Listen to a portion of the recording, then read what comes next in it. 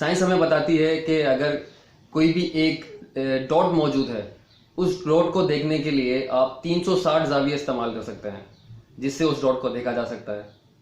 तो अब मेरा ये मानना है कि अगर आपने वो खुशी हासिल करनी है तो वो उन 360 जावियों में से वो जाविया ढूंढना है जिस जाविये के जरिए आप उस डॉट तक पहुंच सकते हैं। मैं एक दफ़ा दोस्त के पास जा रहा था बाइक पे, और रास्ते में मेरा मोबाइल मेरी जेब से गिर गया।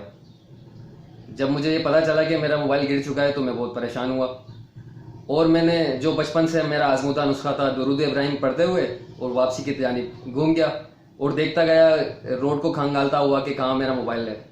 कुछ देर बाद जाकर मुझे मेरा मोबाइल मिल गया।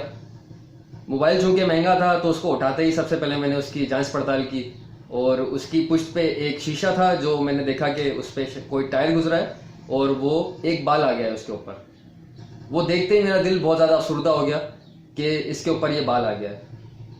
लेकिन वो पॉइंट अफसुर्दा होने का नहीं था, बल्कि वो पॉइंट था खुश होने का और शुक्र अदा करने का, क्योंकि वो जो महंगी चीज़ मुझसे गुम हो गई थी वो मुझे वापसी मिल चुकी थी। शुक्र अदा कीजिए, क्योंकि शुक्र का मकाम और अफसोस का मकाम एक ही होता है।